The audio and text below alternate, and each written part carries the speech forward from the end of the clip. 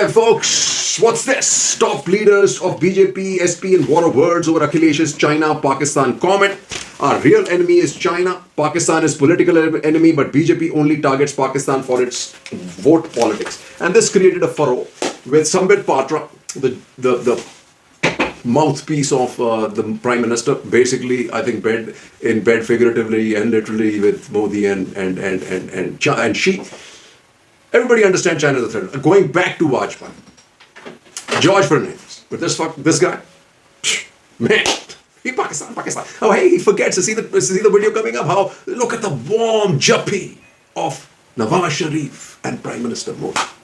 Do also remember when these incidents happen, terrorist incidents happen, and the reaction India does, good or bad, whether it was the strike after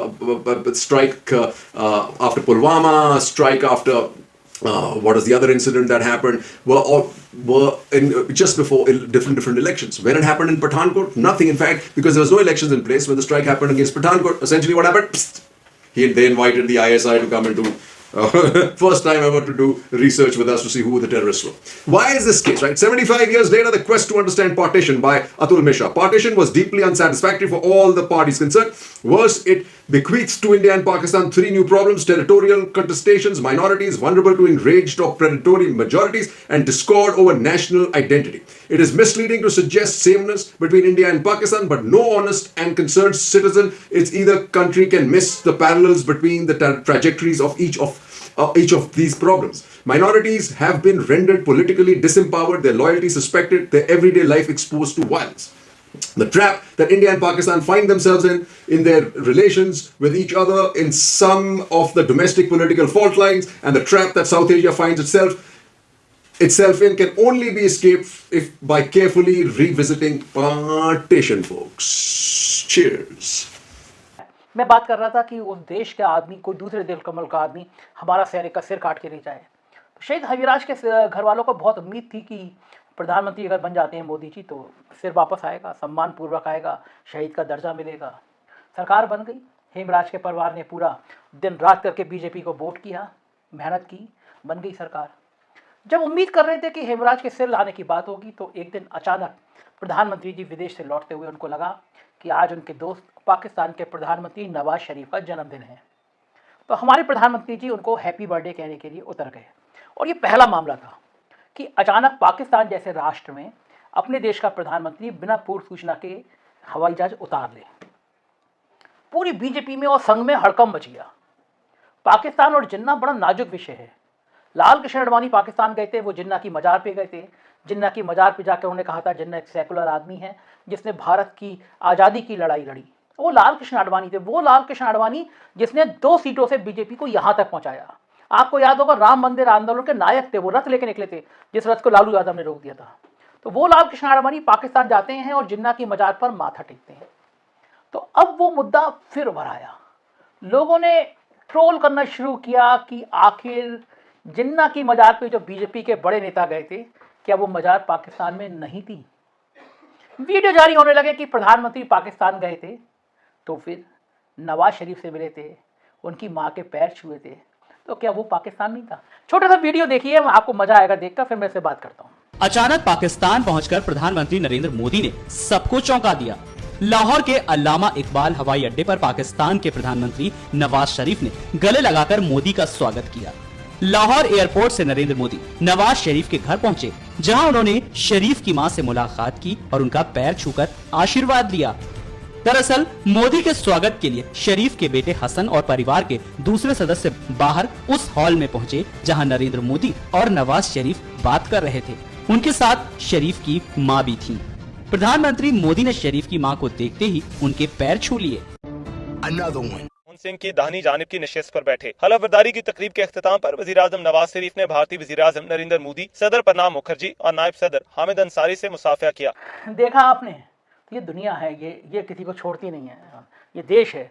पूरी तरह से गढ़ है Bharatiya Janata party का, और पूर्वांचल में भी भारतीय जनता पार्टी अच्छी स्थिति में रहेगी, ऐसी बातें लगातार लोग करते रहे। लेकिन इस घटना के बाद कौशाम्बी कहां पर स्थिति है, इसको देखना चाहिए। कौशाम्बी इलाहाबाद, रायबरेली, प्रतापगढ़, फतेहपुर, इन सब जिलों के बीच में है, यानी सेंट्रल यूपी से भी मिलता है, और जिसे आप कहते हैं झांसी की तरफ वाला रीजन, उस तरफ से भी कहीं ना कहीं थोड़ा सा जुड़ता है। और जिस जाति के लोगों ने ये विरोध किया है, वो जो राजीव मौर्य जो गायब है पिछले 3 दिनों से, वो आपको बताएं कि वो केशव प्रसाद मौर्य के बहुत खास व्यक्ति थे और उनकी पत्नी जिला परिषद सदस्य है। और उस गांव में जिस तरह का वीडियो मैंने देखा है, उस तरह का विरोध अगर हो रहा है तो इसके पीछे सिर्फ इतना नहीं है कि वो व्यक्ति वहां गायब है, उसके पीछे ढेर सारी पिछले 4-5 सालों से जो चीजें हो रही है। आप कोरोना को याद कीजिए, कोरोना में किस तरह के बयान भारतीय जनता पार्टी के नेताओं ने दिए हैं और किस तरह के बयान योगी जी ने दिए। उसके बाद आइए किसान आंदोलन को लेकर के देखिए, आप जब प्रवासी मजदूर आ रहे थे उस समय वहां की सरकार के जो बयान थे वो देखिए। इस तरह की ढेर सारी चीजें, वो चाहे कानून व्यवस्था की बात हो उसमें देख लीजिए, और जहां तक सरकार को, जैसे जो वहां योगी जी मुख्यमंत्री थे, पिछले दिनों पूरी दुनिया ने देखा कि मोदी जी ने कैसे योगी जी को अपनी गाड़ी के पीछे दौड़ाया। इन सब चीजों का भी असर लोगों की मनस्थिति पर पड़ता है, लोगों की सोच पर पड़ता है, और ये सारी चीजें लोग समझते भूल जाएंगे। लोग भूलते नहीं है, हमारे परिवार में जो लोग चले गए, हमारे दोस्त चले गए, हमारे ऐसे इस तरह की चीजें होती नहीं है लगातार, और हमारा रोजगार चला गया, हमारे बच्चे को रोजगार नहीं मिल रहा है, और नेता ये कहे, हमने जिसे वोट दिया, जिस भगवान मानते हैं, वो ये कहने लगे कि साहब हमने बहुत रोजगार दिए हैं, सब लोग बहुत खुश हैं, हम 6,000 रुपए दे रहे हैं, हम तो दो जून की रोटी दे रहे हैं। इस तरह की बातें कहे, इस तरह की बातें लगातार भारतीय जनता पार्टी के नेताओं ने कही है। तो आप अगर इसे ब्रॉडर उसमें देखें तो पश्चिमी उत्तर प्रदेश ही नहीं, सेंट्रल यूपी और जो इलाका भारतीय जनता पार्टी का गढ़ माना जाता है, वहां भी बहुत ज्यादा सुगबुगाहट के संकेत इस घटना से मिलते हैं। और मुझे लगता है कि ये जो अगले पिछड़े की बात कह रहे थे, अगले पिछड़े में भी मुझे एक चीज ध्यान आती है कि भारतीय जनता पार्टी ने पिछले 5 या 7 सालों में जो सेंट्रल में जो उनकी कार है, आप देखिए 10% आरक्षण किस वर्ग को दिया गया, और नीट का इशू आया था जिसमें पिछड़े वर्ग के आरक्षण को क्या किया गया। क्या लोग इसे याद नहीं रखते? आप भले कहें कोर्ट ने कर दिया, इन्होंने कर दिया, कोर्ट ने तो राम मंदिर में किया है, आप राम मंदिर को अपनी क्रेडिट बनाते हैं। तो ये सब चीजें लोग समझते हैं, और इन सब का असर कहीं ना कहीं, इन सब की वजह से कहीं ना कहीं ये चीजें आ रही हैं लोगों के बीच में। उसकी वजह जो एक होता है कि भाई इग्नाइट करने वाली वजह कोई भी हो सकती है, लेकिन पीछे बहुत सारी यही सब चीजें। तो मुझे राघवन जी, So come elections like UP and you know when you're losing, you lost the plot, out comes the hatred. And Pakistan, not China, right? China, we already got a begging bowl in front of them because, nothing really has changed in terms of economy, right? Not in terms of imports. And what is, cricket is a game, not was at P. Chidambaram. I suspect that the poison that is being spread in the polity of the country has seeped into cricket stadia and living rooms. Among India's best artists, scientists, teachers, doctors, legislators are Muslims. Mr. Shami's Muslim faith is irrelevant to his cricketing skills and his achievements. It is good that Mr. Virat Kohli, the captain, lost no time in condemning the abusers and trolls as spineless people. And guess that really, folks, is the reason why Virat Kohli has quit, if you were guessing, right? And do we have anything that's going to work? Lotus stickers on houses of government schemes for beneficiaries. What the beneficiaries are saying, we are owed that. You are not doing us a favor. That's Achhe Din losing the plot, folks. And this is all they have. SP built Hajj house over government-made Kanwar Mansover, and our government-made Kanwar Mansover center, says Yogi, right? Did you feed anybody? Yogi in pole fight, Hindu Yuva Vahini steps out of the shadows. What else do you expect? JDU leader to take part in Samrat Ashok's Shaurya Yatra. Now, Ashoka is a Kushwa. So Pichhadi Jatis are giving them huge amounts of trouble, folks. This is more. And look at what happens here. In Madhya Pradesh, Dalit groom rides horse home, attacked, FIR lodged. While same thing in Rajasthan. In Rajasthan village, with some official help, I am first Dalit groom to ride a mare. So this is the difference, folks. This is the difference. And here we have a small piece snippet. BJP to contend 65 seats in Punjab, captain on 37. So here's the thing. Good old Captain Saab, I'm sorry, 35 seats, you're not even leading the party. That is, I think, despicable. All this stuff, Dhuvikaran, that's happening there too, and suddenly you're seeing Aaj Tak showing borders of Punjab and all the threats. Let's get real, folks. Let's get real. Let's get real.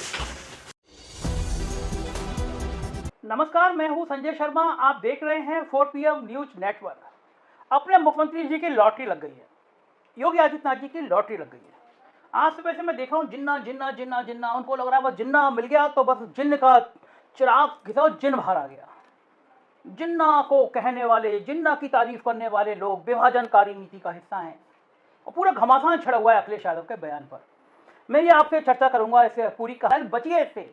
और वो इसलिए बदल रहा है क्योंकि उसके time में गंगा में कोरोना की लाशें बह रही थी। उसकी लचर नीतियों के कारण लोगों को ऑक्सीजन नहीं मिल रही थी, वेंटिलेटर नहीं मिल रहे थे, दवाई नहीं मिल रही थी। कोरोना में सबसे बड़ा घोटाला हो रहा था।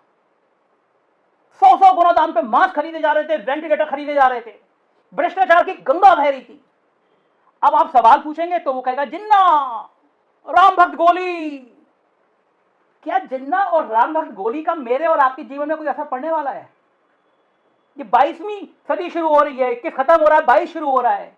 हम 35 साल पहले वाली गोली और जिन्ना को रोएंगे या ये देखेंगे कि बेरोजगारी दर इतनी नीचे क्यों आ गई? आजादी के बाद इतने बेरोजगार कभी नहीं हुए। हम ये सवाल पूछेंगे 4.5 साल तक हो गई सरकार को, नौकरियां कहां हैं? 4.5 लाख नौकरियों के झूठे बयान दे रहे हो। हर आदमी कह रहा है 4.5 लाख लोगों के नाम बताओ, पिताजी का नाम बताओ, मोबाइल बताओ, तो नानी क्यों मर जा रही है? अगर सच है तो बता दो ना। 4.5 लाख लोगों के नाम और मोबाइल नंबर देने में क्या समस्या है? तनख्वाह दे रहे हो तो रिकॉर्ड में होगा ना। अगर कहीं रोजगार आया है तो बैंक से कहीं लोन होगा ना, सूची तो दो। केवल अखबार वालों को, चैनलों को 1000 करोड़ के विज्ञापन दे दो और बड़ी बड़ी खबर छाप दे, प्रदेश में 5000 करोड़ का निवेश आया, अमेरिका ने कहा हम निवेश करेंगे, जापान ने कहा हम निवेश करेंगे। अरे हजूर, कहां करोगे? चांद पे करोगे या उत्तर प्रदेश की धरती पे करोगे? ऐसी ना पे कह रहा हूं, अगर आप उसकी बात को झुटला दें तो मैं कल आपका चैनल बंद कर दूंगा। आपके भारतीय जनता पार्टी के शिखर पुरुष लाल कृष्ण आडवाणी, आपके गुरु, क्योंकि पूरी बीजेपी जानती है कि आप लाल कृष्ण आडवाणी के चेले थे, और लाल कृष्ण आडवाणी ने पाकिस्तान में जाके जिन्ना की मजार पर सिर नवाया था और चादर चढ़ाई थी और कहा था कि भारतीय आजादी में जिन्ना का योगदान भूला नहीं जा सकता। आपकी भारतीय जनता पार्टी के सबसे बड़े शिखर पुरुष अटल बिहारी वाजपेयी, जिनके चरणों में आपकी पूरी पार्टी लौटती है, जिन अटल बिहारी वाजपेयी को आप शिखर पुरुष बताते हैं, लखनऊ पूरे प्रदेश में चुनाव में आपने जब मृत्यु हुई तो उनकी अस्थियां घुमाई थी, उन्होंने कहा था कि जिन्ना धर्मनिरपेक्ष व्यक्ति है। फिर अगर अखिलेश यादव ने कहा कि जिन्ना गांधी, पटेल गांधी की आजादी की लड़ाई में लड़ रहे थे, साथ लड़ रहे थे, दोनों बैरिस्टर की पढ़ाई करके आए थे, तो वो विभाजनकारी नीति के अपनायक हो गए, वो विभाजनकारी लोगों की बात करने वाले हो गए। और आपके लाल कृष्ण आडवाणी और अटल बिहारी वाजपेयी अगर जिन्ना की बात करें तो वो महापुरुष हैं। वो करें तो रासलीला और हम करें तो करेक्टर ढीला। वाह योगी जी वाह। आइए मैं कुछ बातें और आपको बता दूं, शायद आपको ना पता हो। मोहम्मद अली जिन्ना ने 1908 और 1916, मैं फिर बात कर रहा हूं, नोट कर लीजिए रिकॉर्ड में, आप शायद भूल गए हो। 1908 और 1916 में राष्ट्रवादी नेता बाल गंगाधर तिलक, नाम याद है योगी जी? बाल गंगाधर तिलक संघ की शाखाओं में, भाजपा के कार्यक्रम में पंडित जी का फोटो बड़ा बड़ा लगता है। आज भी संघ के कई कार्यालयों में पंडित बाल गंगाधर तिलक का फोटो लगा होगा। मोहम्मद अली जिन्ना ने 2 बार 1908 और 1916 में ब्रिटिश हुकूमत में जब तिलक जी पर राजद्रोह का मुकदमा लगा दिया था, तो यही बैरिस्टर मोहम्मद अली जिन्ना था जिसने बाल गंगाधर तिलक का चुनाव लड़ा था।